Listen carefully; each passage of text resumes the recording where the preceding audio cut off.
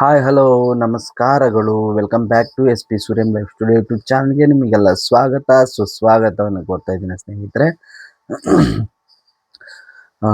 ಹಾಗೆ ಎಲ್ಲರಿಗೂ have a nice day, ಶುಭ ದಿನ ಅಂತ ಹೇಳ್ತಾ ಸ್ನೇಹಿತರೆ, ಇವತ್ತಿನ ಸಂಚಿಕೆಯಲ್ಲಿ ಏನಪ್ಪ ಅಂತಂದರೆ ನಾವು ಧ್ಯಾನದ ಬಗ್ಗೆ, ಮೆಡಿಟೇಷನ್ ಬಗ್ಗೆ ನಾವು ಮೆಡಿಟೇಷನ್ನಲ್ಲಿ ಓಂಕಾರ, ಭ್ರಮರಿ, ರಿಲ್ಯಾಕ್ಸೇಷನ್ ಮತ್ತು ಪ್ರಾಣಾಯಾಮಕ್ಕೆ ಹೋಗಿದ್ದೀವಿ ಸ್ನೇಹಿತರೆ. ನಾವೀಗ ಧ್ಯಾನ ಆಯಿತು, ಧ್ಯಾನ ಜೊತೆಗೆ ಧ್ಯಾನದಲ್ಲಿ ಪ್ರಾಣಾಯಾಮ.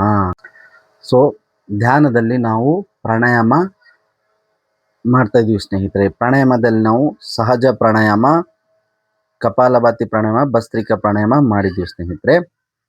ಇವತ್ತು ಆಲ್ಟರ್ನೇಟ್ ಕಪಾಲಭಾತಿ ಪ್ರಾಣಾಯಾಮ ಹೇಗೆ ಮಾಡೋದನ್ಬಿಟ್ಟು ನಿಮಗೆ ತೋರಿಸ್ಕೊಡ್ತೀನಿ. ಅದಕ್ಕಿಂತ ಮುಂಚೆ ನಾವು ಬೇಸಿಕ್ಕಾಗಿ ಒಂದು 5 ನಿಮಿಷ ನಾವೇನು ಮಾಡಬೇಕು ಸ್ನೇಹಿತರೆ, ಶುರುವಿಂದ ಮಾಡಬೇಕು ಧ್ಯಾನ. ಓಂಕಾರ, ಭ್ರಮರಿ, ರಿಲ್ಯಾಕ್ಸ್ ಆದಮೇಲೆ ನಾವು ಆಲ್ಟರ್ನೇಟ್ ಕಪಾಲಭಾತಿ ಪ್ರಾಣಾಯಾಮ ಇವತ್ತು ಹೇಗೆ ಮಾಡಬೇಕು ಅನ್ನೋದನ್ನು ನಿಮಗೆ ತಿಳಿಸ್ಕೊಡ್ತೀನಿ. ಬನ್ನಿ ಸ್ನೇಹಿತರೆ, ಶುರು ಮಾಡೋಣ. ನೋಡಿ, ನೀವು ಮೆಡಿಟೇಷನ್ ಧ್ಯಾನ ಮಾಡುವಾಗ ಮೊದಲು ಸೊಂಟ ನೇರವಾಗಿ ಇಟ್ಕೋಬೇಕು. ಸೊಂಟ ನೇರವಾಗಿ ಇಟ್ಕೊಂಡು ನಿಮಗೆ ಯಾವ ಥರ ಆಗುತ್ತೆ ಸುಖಾಸನದಲ್ಲಿ ಕೂತ್ಕೊಳ್ಳಿ. 2 ಕಾಲು ಮಡಚಿ ಕುಳಿತುಕೊಂಡು ಮತ್ತು ನೀವು ಧ್ಯಾನದ ರೂಪದಲ್ಲಿ ಕೂತ್ಕೊಳ್ಳಿ. ನಿಮಗೆ ಯಾವ ಥರ ಅನುಕೂಲ ಆಗುತ್ತೆ ಆ ಥರ ಕುಳಿತುಕೊಳ್ಬೇಕು ಸ್ನೇಹಿತರೆ. ನಾವು ಈಗ ಸೊಂಟವನ್ನು ನೇರಕ್ಕೆ ಮಾಡ್ಕೊಳ್ಳೋಣ. ಈ ಥರ ಕೂತ್ಕೊಂಡು ಈಗ ದೀರ್ಘ ಒಂದು ಉಸಿರು ಬಿಡೋಣ ಸ್ನೇಹಿತರೆ.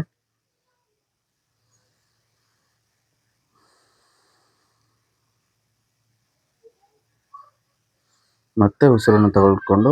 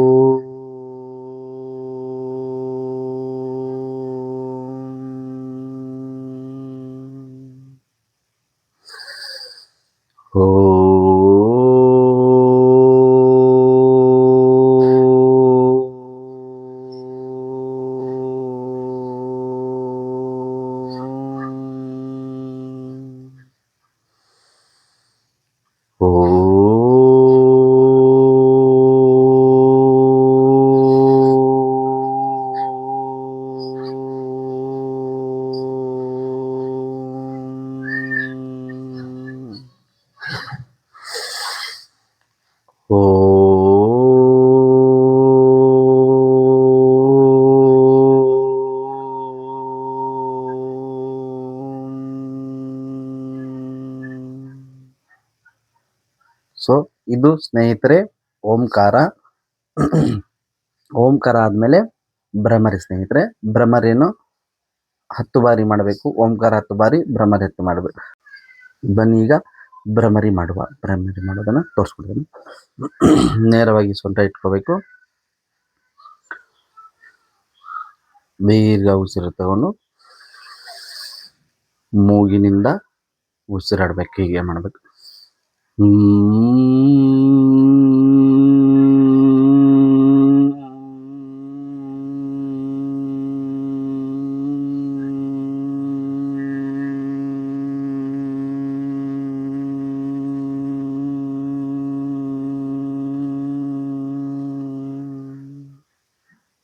ಹೀಗೆ ಮತ್ತೆ ಮಾಡುವ.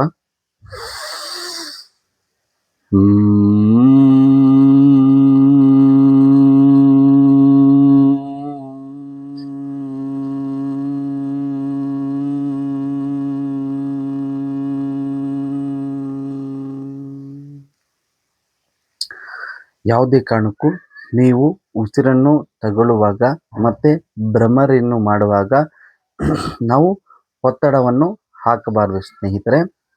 ಅದಕ್ಕೆ ಮೊದಲು ನಾವು ಧ್ಯಾನದಲ್ಲಿ ಕುಳಿತುಕೊಂಡಿದ್ದೇವೆ, ನಾವು ಇಲ್ಲೇ ಇದ್ದೇವೆ. ಆಮೇಲೆ ನೀವು ಕಣ್ಣುಗಳು ಮುಚ್ಚುವಾಗ ಸಾವಿರಾರು ಯೋಚನೆಗಳು ಬರ್ತವೆ, ಅದಕ್ಕೆ ರಿಪ್ಲೈ ಮಾಡಬಾರ್ದು. ನಾವು ಆ ಥರ ಮನಸ್ಸನ್ನು ಹಗುರವಾಗಿ ಇಡಲಿಕ್ಕೆ ಬಿಡಬೇಕು ಸ್ನೇಹಿತರೆ. ಏನೇ ನಮಗೆ ತುಂಬ ಏನೋ ಒಂದು ಕಂಫರ್ಟ್ ಫೀಲಿಂಗ್ ಆಗ್ತಿದೆ ಅನ್ನೋ ಥರ ಇರಬಾರ್ದು. ಆರಾಮಾಗಿ ಕೂತ್ಕೊಂಡು ನೀವು ಆವಾಗ ನಿಮ್ಮ ಉಸಿರಾಟದ ಮೇಲೆ ಧ್ಯಾನ ಇರಿಸ್ಕೊಂಡು ನಿಧಾನವಾಗಿ ಉಸಿರನ್ನು ತಗೊಂಡು ಮೂಗಿನ ಮುಖಾಂತರ ನಿಧಾನವಾಗಿ ಉಸಿರನ್ನು ಬಿಡಬೇಕು ಸ್ನೇಹಿತರೆ. ಆವಾಗ ನಿಮ್ಮ ಯೋಚನೆ, ನಿಮ್ಮ ಧ್ಯಾನ ಮೂಗಿನ ಉಸಿರಾಟದ ಮೇಲೆ ಇದ್ದರೆ ಆವಾಗ ಅದು ನಮಗೆ ಪ್ರೆಷರ್ ಅಂತ ಅನ್ಸಲ್ಲ, ಒತ್ತಡ ಅಂತ ಅನ್ಸಲ್ಲ. ಆವಾಗ ನಾವು ರಿಲ್ಯಾಕ್ಸ್ ಆಗಿ ಬಿಡ್ಬೋದು ಸ್ನೇಹಿತರೆ. ಸೊ ನಾವು ಮೆಡಿಟೇಷನ್ ಮಾಡುವಾಗ ಏಕಾಗ್ರತೆ ಅನ್ನೋದು ಬಹಳ ಮುಖ್ಯ. ಸೊ ಇದನ್ನು ನಾವು ಅದು ನಾವು ಹೇಗೆ ಉಸಿರಾಡ್ತಾ ಇದೀವಿ ಅನ್ನೋದ್ರ ಮೇಲೇ ನಮ್ಮ ಗಮನ ಇಡಬೇಕು ಸ್ನೇಹಿತರೆ. ಆವಾಗ ನಿಮಗೆ ಯಾವುದೇ ಕಾರಣಕ್ಕೂ ಕಂಫರ್ಟ್ ಫೀಲಿಂಗ್ ಇರುತ್ತೆ ಮತ್ತು ಯಾವುದು ಒತ್ತಡ ಥರ ಅನ್ಸಲ್ಲ ಸ್ನೇಹಿತರೆ. ನೋಡಿ, ರಿಲ್ಯಾಕ್ಸ್ ಆಗಿ ಆರಾಮಾಗಿ ಬಿಡಬೇಕು.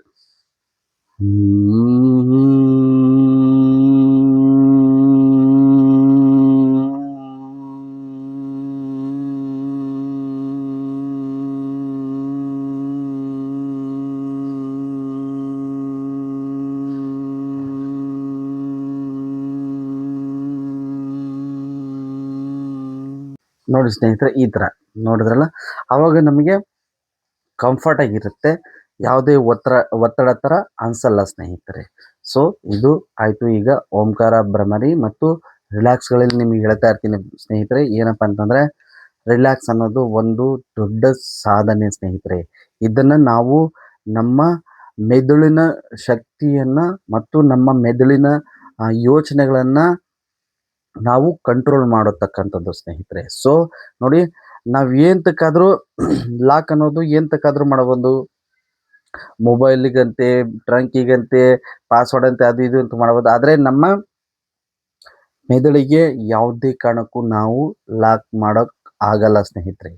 ಅದನ್ನು ನಾವು ಕಂಟ್ರೋಲ್ ಮಾಡ್ತೀವಿ, ನಮ್ಮ ಹಿಡಿತಕ್ಕೆ ತರೋತಕ್ಕಂಥ ಕೆಲಸ ಮಾಡ್ತೀವಿ. ಸೊ ಅದನ್ನು ನಾವು ನಮ್ಮ ಹಿಡಿತಕ್ಕೆ ಬರಬೇಕು ಅಂತಂದರೆ ನಾವು ಯೋಗ, ಧ್ಯಾನ ಬಹಳಷ್ಟು ಮುಖ್ಯವಾಗುತ್ತೆ ಸ್ನೇಹಿತರೆ. ಸೊ ನೀವು ಮಾಡೋ ಈ ಮೆಡಿಟೇಷನ್ ಧ್ಯಾನದಿಂದ ನಿಮಗೆ ಮನ ಉಲ್ಲಾಸ, ಜೀವನದಲ್ಲಿ ಸಂತೋಷ, ಖುಷಿ, ಸಮೃದ್ಧಿ ಎಲ್ಲವೂ ಸಿಗುತ್ತೆ ಸ್ನೇಹಿತರೆ. ನೀವು ಸಂತೋಷವಾಗಿ ಇರಬೇಕು, ಇಡೀ ದಿನ ಖುಷಿಯಾಗಿ ನಿಮ್ಮ ಕೆಲಸಗಳನ್ನು ಮಾಡಬೇಕು ಅಂತಂದರೆ ಸ್ನೇಹಿತರೆ, ನೀವು ಮೆಡಿಟೇಷನ್ ನೀವು ತಪ್ಪದೆ ಮಾಡಬೇಕು ಸ್ನೇಹಿತರೆ. ನಾನು ಪ್ರತಿ ಸಲ ನಾನು ಹೇಳೋದು ಇದನ್ನೇ. ಏನಂತಂದರೆ, ನೀವು ಈ ಮೆಡಿಟೇಷನ್ನ ಎಲ್ಲೋ ಅಲ್ಲಿ ಹೋಗಿ ಇಲ್ಲಿ ಹೋಗಿ ಕಲಿಬೇಕನ್ನೋದಿಲ್ಲ. ನೀವು SP ಸ್ಟುಡಿಯಂ ಲೈಫ್ ಸ್ಟುಡಿಯೋ ಯೂಟ್ಯೂಬ್ ಚಾನಲ್ನ ಸಬ್ಸ್ಕ್ರೈಬ್ ಮಾಡಿಕೊಂಡ್ರೆ ಸಾಕು. ಈ ವಿಡಿಯೋಗಳು ನಿಮಗೆ ನೀಟಾಗಿ ಮತ್ತು ಸ್ಪಷ್ಟವಾಗಿ ನಿಮಗೆ ಅರ್ಥ ಆಗಂಗೆ ಕನ್ನಡದಲ್ಲಿ ನಾನು ನಿಮಗೆ ಹೇಳ್ಕೊಡ್ತಾ ಇದ್ದೀನಿ. ಮತ್ತು ಪ್ರತಿಯೊಂದು ಒಂದೊಂದೂ ಯಾವ ಥರ ಹೇಗೆ ಮಾಡಬೇಕು ಅನ್ನೋದನ್ನು ನೀಟಾಗಿ ನಿಮಗೆ ಹೇಳ್ಕೊಡ್ತಾ ಇದ್ದೀನಿ. ಇದು ನೀವು ಮಾಡುವಾಗ ಮನೆಯಲ್ಲೇ ಆರಾಮಾಗಿ ಕೂತ್ಕೊಂಡು ಮಾಡ್ಬೋದು. ವಿಡಿಯೋನ ಮೊಬೈಲ್ನ ಮುಂದೆ ನೋಡಿಕೊಂಡು ನೀವು ಆರಾಮಾಗಿ ನಿಧಾನವಾಗಿ ನೀವು ನೀಟಾಗಿ ಸ್ವಚ್ಛವಾಗಿ ಮಾಡ್ಕೋಬೋದು ಸ್ನೇಹಿತರೆ. ನೀವು ಈ ಥರ ಮಾಡಿಕೊಂಡ್ರೆ ಸ್ಟೆಪ್ ಬೈ ಸ್ಟೆಪ್ ಕೂಡ ನಿಮಗೆ ನೀಟಾಗಿ ಅರ್ಥ ಆಗುತ್ತೆ ಸ್ನೇಹಿತರೆ. ಸೊ ಬನ್ನಿ, ಈಗ ಓಂಕಾರ, ಭ್ರಮರಿ ಆಯಿತು. ನೆಕ್ಸ್ಟು ರಿಲ್ಯಾಕ್ಸೇಷನ್ ಸ್ನೇಹಿತರೆ. ರಿಲ್ಯಾಕ್ಸೇಷನ್ ಮೇಲೆ ಎಷ್ಟು ಗಮನ ಇಡ್ತೀರೋ, ಸೊ ಇದೇ ನಿಮಗೆ ಒಂದು ದಿನದ ಕೆಲಸದ ಮೇಲೆ ಎಷ್ಟು ನೀಟಾಗಿ ಅದೇ ಥರ ಗಮನವನ್ನು ಇಟ್ಟು ನೀವು ಕೆಲಸವನ್ನು ಮಾಡಬಹುದು ಸ್ನೇಹಿತರೆ. ಮತ್ತು ಈಗ ನಿಮಗೆ ಗೊತ್ತಾಯ್ತಲ್ಲ ಹೇಗೆ ನಾವು ಈಗ ನಮ್ಮ ಮೈಂಡನ್ನು ಕಂಟ್ರೋಲ್ ಆಗಿ ಇಟ್ಕೋಬೇಕು. ಇದರಿಂದ ಸ್ನೇಹಿತರೆ ನಿಮಗೆ ಹೇಳ್ತೀನಿ, ಮೆಡಿಟೇಷನ್, ಯೋಗ ಮಾಡೋದ್ರಿಂದ ಹಲವಾರು ನಮ್ಮ ದೇಹದ ಎಲ್ಲ ಅಂಗಾಂಗಗಳಿಗೆ ನಾವು ಸ್ಪರ್ಶ ಕೊಡ್ತೀವಿ. ಮತ್ತು ನೋಡಿ, ಏನೆಲ್ಲ ಕಾಯಿಲೆಗಳು ನಿಮಗೆ ಹೇಳಿದ್ದೀನಿ, BP, ಶುಗರು, ಮತ್ತೊಂದು ಏನೇನೋ ಥರದ ಕಾಯಿಲೆಗಳು, ಇದರ ಕಿಡ್ನಿ ಸ್ಟೋನ್ ಅಂತೆ, ಹಲವಾರು ಎಲ್ಲ ಥರದ ರೋಗಗಳಿಗೆ ಇದು ರಾಮಬಾಣ ಅಂತಲೇ ಹೇಳಬಹುದು ಸ್ನೇಹಿತರೆ. ಅದರಿಂದ ನಾನು ನಿಮಗೆ ಪ್ರತಿ ವಿಡಿಯೋದಲ್ಲಿ ನಾನು ನಿಮಗೆ ಎಚ್ಚರಿಕೆಗೊಳಿಸೋದು ನನ್ನ ಕೆಲಸ. ಯಾಕೆಂತಂದರೆ ನಮ್ಮ ಭಾರತ, ನಮ್ಮ ಫ್ಯಾಮಿಲಿ, ಸ್ವಚ್ಛ ಭಾರತ, ಸ್ವಚ್ಛ ಹೆಲ್ತಿ ಭಾರತ ಅಂತ ಹೇಳ್ಬಿಟ್ಟು ನಾನು ನಿಮಗೆ ಹೇಳಲಿಕ್ಕೆ ಇಷ್ಟಪಡ್ತೀನಿ ಸ್ನೇಹಿತರೆ. ಇದೇ ನಮ್ಮ ಕಾನ್ಸೆಪ್ಟು. ಸೊ ಅದಾಗಿ ನಾನು ನಿಮಗೆ ಹೇಳೋದು ಏನಂತಂದರೆ, ಇದು ಇವತ್ತಿನ ಜನ್ರೇಷನಲ್ಲಿ ಹೇಗೆ ಟೆಕ್ನಾಲಜಿ ಮುಂದುವರಿತಿದೆ ಅದೇ ಥರ ಹೇಗೆ ಎ ಐ ಅನ್ನೋದೆಲ್ಲ ಬಹಳಷ್ಟು ಟೆಕ್ನಾಲಜಿ ಹೇಗೆ ಆ, ಚಿತ್ರ ವಿಚಿತ್ರವಾಗಿ ಟೆಕ್ನಾಲಜಿ ಹೇಗೆ ಬೆಳೀತಾ ಇದೆಯೋ ಅದೇ ಥರ ಫುಡ್ಡಲ್ಲಿ ಕೂಡ ಕಲುಷಿತ ಅಂದರೆ ವಿಷವಾದ ಆಹಾರಗಳು ಅದು ಕೂಡ ಡಿಸೈನ್ ಆಗಿ ಬಂದ್ಬಿಟ್ಟು ಈಗ ಎಲ್ಲರ ಆರೋಗ್ಯದ ಮೇಲೆ ಅಡ್ಡ ಪರಿಣಾಮಗಳು ಬೀಳ್ತಾ ಇದ್ದಾವೆ ಸ್ನೇಹಿತರೆ. ಸೊ ಅದರಿಂದ ನೀವೆಲ್ಲರೂ ಬಹಳ ಎಚ್ಚರಿಕೆಯಿಂದ ಇರಬೇಕು. ಇದನ್ನು ನಾವಿನ್ನು ಕಂಟಿನ್ಯೂ ಮಾಡೋಣ. ಇವತ್ತಿನ ಧ್ಯಾನದಲ್ಲಿ ನಾವು ಆಲ್ಟರ್ನೇಟ್ ಕಪಾಲಭಾತಿಯನ್ನು ನಿಮಗೆ ಮಾಡೋದು ತೋರಿಸ್ತೀನಿ. ಬನ್ನಿ ಆಲ್ಟರ್ನೇಟ್ ಕಪಾಲಭಾತಿ ಹೇಗೆ ಮಾಡಬೇಕು ಅನ್ನೋದನ್ನು ಈಗ ನೋಡೋಣ. ನೋಡಿ ಸ್ನೇಹಿತರೆ, ನಾನು ಸಹಜ ಪ್ರಾಣಾಯಾಮ ಮತ್ತು ಕಪಾಲಭಾತಿ ಭಸ್ತ್ರಿಕಾ ತೋರಿಸ್ತಿದ್ದೀನಿ. ಇವತ್ತು ಆಲ್ಟರ್ನೇಟ್ ಕಪಾಲಭಾತಿ. ಸೊ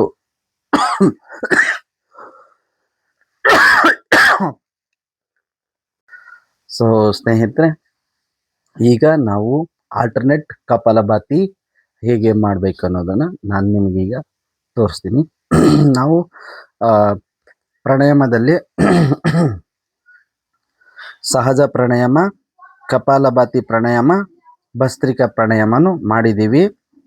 ಇವತ್ತು ಆಲ್ಟರ್ನೇಟ್ ಕಪಾಲಭಾತಿ ಪ್ರಾಣಾಯಾಮ ಮಾಡೋಣ. ಸೊ ನೋಡಿ, ಈಗ ಧ್ಯಾನದ ರೂಪದಲ್ಲೇ ಕುಳಿತುಕೊಳ್ಳಬೇಕು. ಮತ್ತೆ ನೋಡಿ, ಆ ಸೊಂಟವನ್ನು ನೇರವಾಗಿ ಇಟ್ಕೋಬೇಕು. ಈಗ ನಾವು ನಿಮಗೇನು ಬೆರಳುಗಳು ತೋರಿಸ್ತಿದ್ದಿಲ್ಲ, ಈ ಥರ ಕೈಯನ್ನು ಮಾಡಿ ಮೊದಲು ಈ 2 ಬೆರಳನ್ನು ಮಡಚಬೇಕು, ಮತ್ತೆ ಕಿರು ಬೆರಳನ್ನು ಮಡಚಿಬಿಟ್ಟು ಈ ಥರ ಇಟ್ಕೋಬೇಕು ಸ್ನೇಹಿತರೆ. ಸೊ ಇದನ್ನು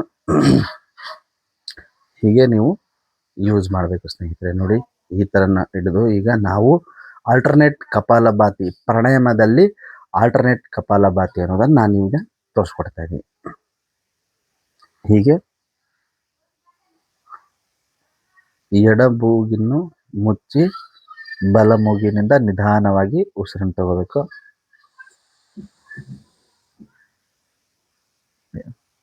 ಹಾಗೆ ಅದೇ ಮೂಗಿನಿಂದ ನಿಧಾನವಾಗಿ ಉಸಿರಾಡೋದು.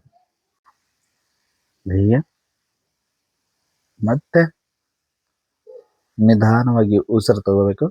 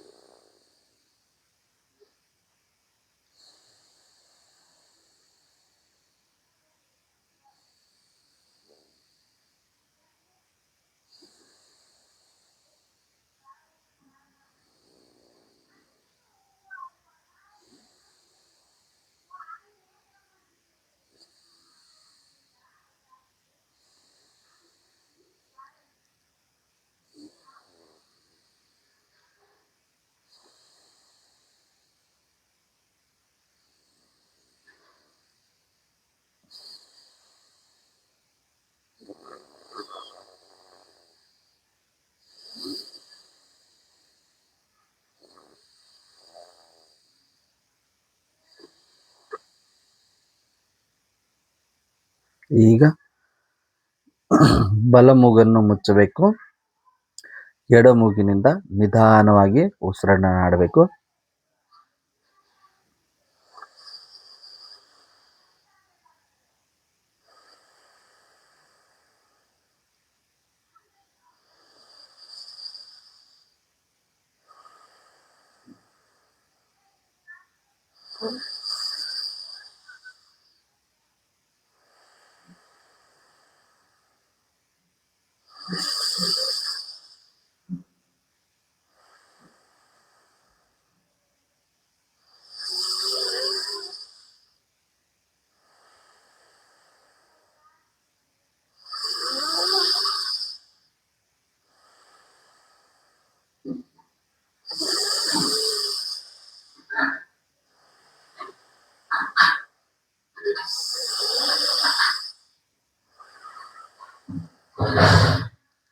ಸೊ ನೋಡಿ, ಈಗ ಒಂದು ದೀರ್ಘವಾದ ಉಸಿರು ತಗೊಂಡು ನಿಧಾನವಾಗಿ ಉಸಿರು ಬಿಡೋದು.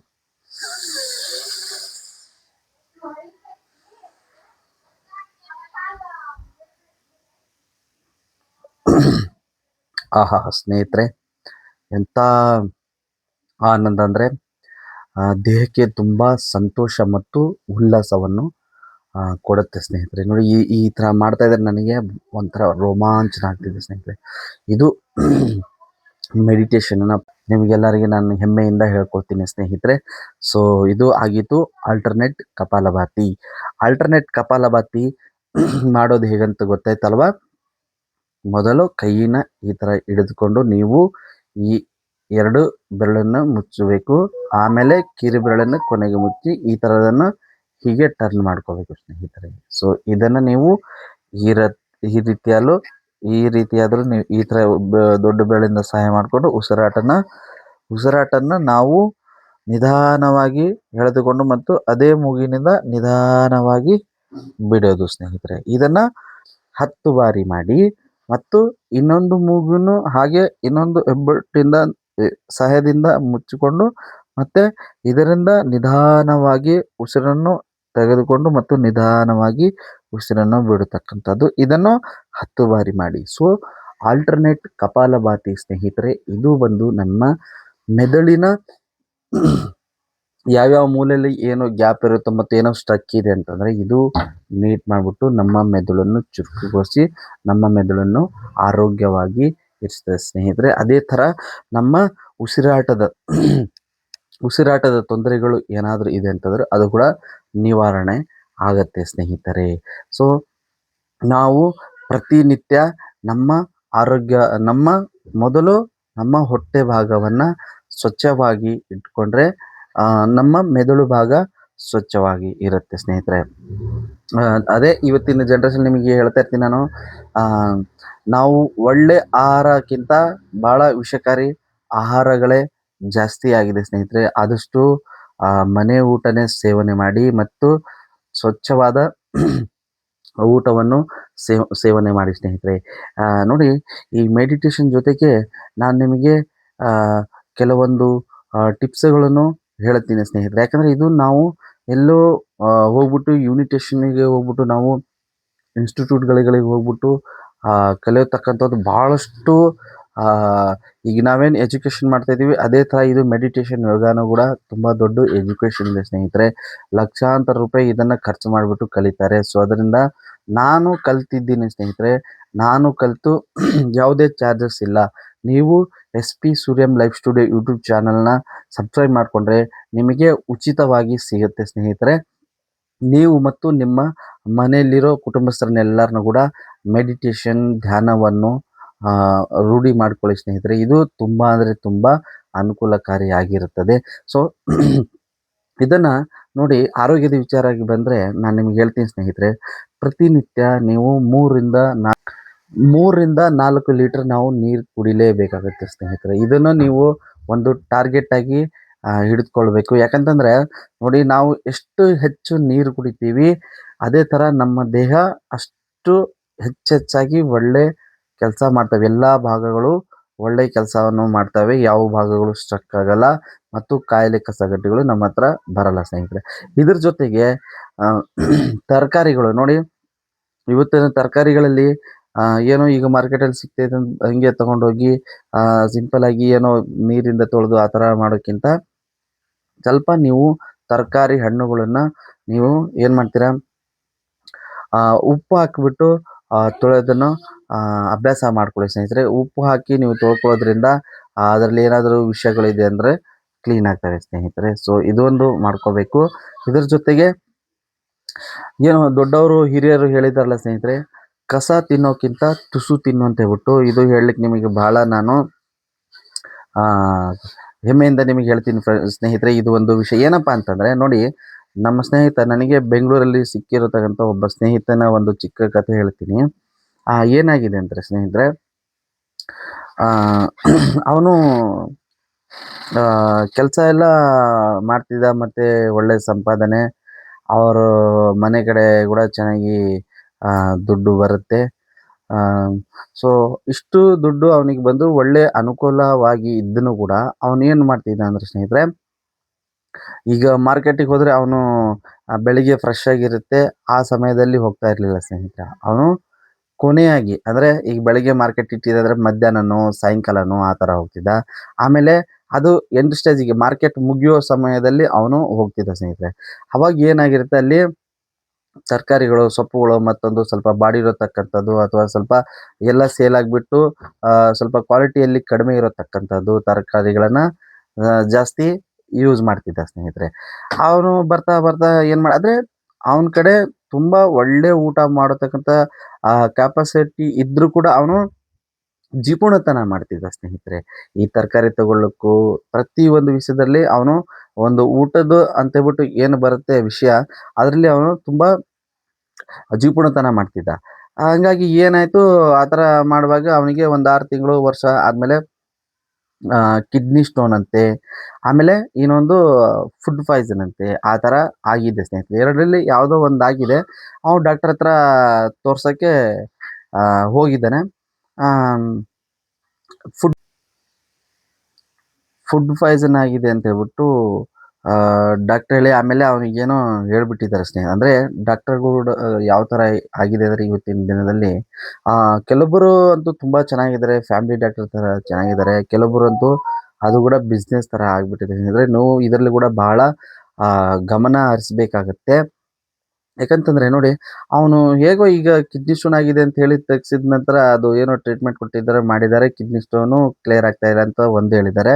ಇನ್ನೂ ಒಂದು ಸಮಸ್ಯೆ ಫುಡ್ ಪಾಯ್ಸನ್ ಆಗಿದೆ ಅಂತ ಹೇಳ್ಬಿಟ್ಟು ಹೇಳಿದ್ದಾರೆ ಸ್ನೇಹಿತರೆ. ಇವೆರಡು ವಿಷಯದಿಂದ ಅವನಿಗೆ ಏನು ಹೇಳ್ಬಿಟ್ಟಿದೆ ಅಂದರೆ, ಇವೆರಡು ಜಾಸ್ತಿ ಆಗಿದೆ ನಿನಗೆ, ನೀನು ಬದುಕೋದೇ ಇಲ್ಲ ಅಂತ ಹೇಳ್ಬಿಟ್ಟು ಡಾಕ್ಟರ್ ಅವ್ರನಿಗೆ ಹೇಳಿದ್ದಾರೆ ಸ್ನೇಹಿತರೆ.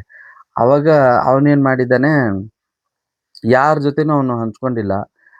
ಆಮೇಲೆ ಅವನು ಅಯ್ಯೋ ನನ್ಗೆ ಹಿಂಗೆ ಆಗಿತ್ತಲ್ಲ, ಡಾಕ್ಟ್ರ್ ಹಿಂಗೆ ಹೇಳ್ಬಿಟ್ಟಿದ್ರಲ್ಲ, ಜಾಸ್ತಿ ದಿನ ಬದುಕಲ್ಲ ಅಂತ ಹೇಳ್ಬಿಟ್ಟು ಹೇಳ್ಬಿಟ್ಟಿದ್ದಾರಲ್ಲ ಅಂತ ಹೇಳ್ಬಿಟ್ಟು ಅವನಿಗೆ ಹೇಳುವಾಗ ಅವನೇನು ಮಾಡಿದ್ದಾನೆ ಸ್ನೇಹಿತರೆ, ಮನೆಯಲ್ಲಿ ಅವನು ಏನು ವ್ಯವಹಾರಗಳು ಮತ್ತೊಂದು ಏನಿರ್ತವೆ ಅದರಲ್ಲಿ ಕೂಡಿರತಕ್ಕಂಥ ಕಾಸುಗಳನ್ನೆಲ್ಲ ತೆಗೆದುಕೊಂಡ್ಬಿಟ್ಟು, ಅಯ್ಯೋ ನಾನೇನಪ್ಪ ಇನ್ನ ಬದುಕಲ್ಲ ಅಂತ ಹೇಳ್ಬಿಟ್ಟಿದ್ದಾರೆ ಅಂತ ಹೇಳ್ಬಿಟ್ಟು ಅವನೇನು ಮಾಡಿದರೆ ಕಾಸುಗಳನ್ನು ಎತ್ಕೊಂಡು ಹೋಗ್ಬಿಟ್ಟು ಏನೇನು ಮಾಡಬೇಕು ಎಲ್ಲೆಲ್ಲೋ ಸುತ್ತಾಡಿ ಒಳ್ಳೆಯದು ಮತ್ತೊಂದು ಎಲ್ಲ ಯಾಕಂದರೆ ಅವನಿಗೆ ಡಾಕ್ಟರ್ ಹೇಳ್ಬಿಟ್ಟಿದ್ದಾರಲ್ಲ ಸ್ನೇಹಿತರೆ, ನೀನು ಜಾಸ್ತಿ ದಿನ ಬದುಕಲ್ಲ ಅಂತ ಹೇಳ್ಬಿಟ್ಟು.